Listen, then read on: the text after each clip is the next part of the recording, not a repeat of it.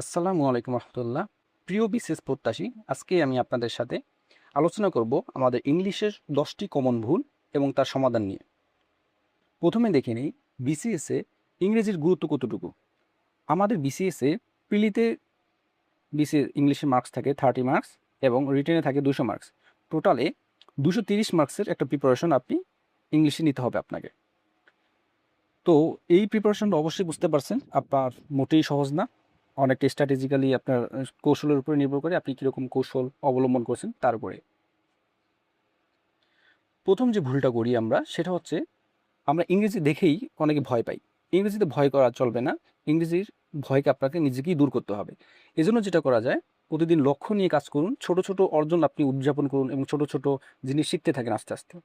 এরপর যেটা হয় সেটা হচ্ছে অনেকেরই গ্রামারের বেসিকের দুর্বলতা থাকে। এই দুর্বলতা মেইনলি থাকে parts of speech, tense, subject verb agreement এবং প্রিপোজিশনে। এই দুর্বলতাগুলো যদি আপনি এড়িয়ে যান তাহলে কখনোই আপনি ইংলিশে ভালো করতে পারবেন না। এর সমাধান হচ্ছে আগে আপনি বেসিক রুলসগুলো ক্লিয়ার করুন।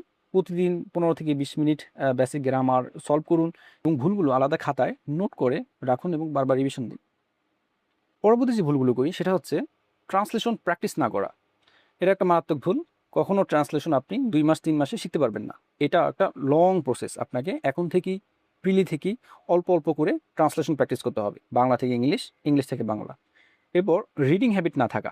রিডিং হ্যাবিট যদি না থাকে আপনি free hand writing, vocabulary, comprehension এগুলো কখনো ভালো করে অ্যান্সার করতে পারবেন না। আপনার দুর্বলতা থেকে যাবে। এজন্য যেটা করা যায়, অন্তত প্রতিদিন বাংলা থেকে ইংরেজি ও ইংরেজি থেকে বাংলা অন্তত 2টি প্যারাগ্রাফ অনুবাদ করুন। নিয়মিত ইংলিশ নিউজ পেপার পড়ুন, সম্পাদকীয় পড়ুন এবং আ যেই এবং নিয়মিত যে ভোকাবুলারিগুলো পাবেন, নতুন ভোকাবুলারি সেগুলো আপনি একটা নোটে রেখে দিন। 5 এবং 6 নম্বর যে ভুলটা আমরা দেখব সেটা হচ্ছে র‍্যান্ডম স্টাডি করা।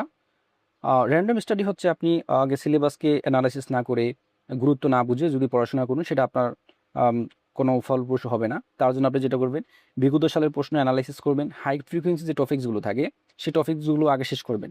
কারণ ইংলিশে মোস্ট অফ দ্য প্রশ্ন রিপিট হয় এবং হাই ফ্রিকোয়েন্সি যে টপিকসগুলো আছে সেখান থেকে বারবার প্রশ্ন এসে থাকে।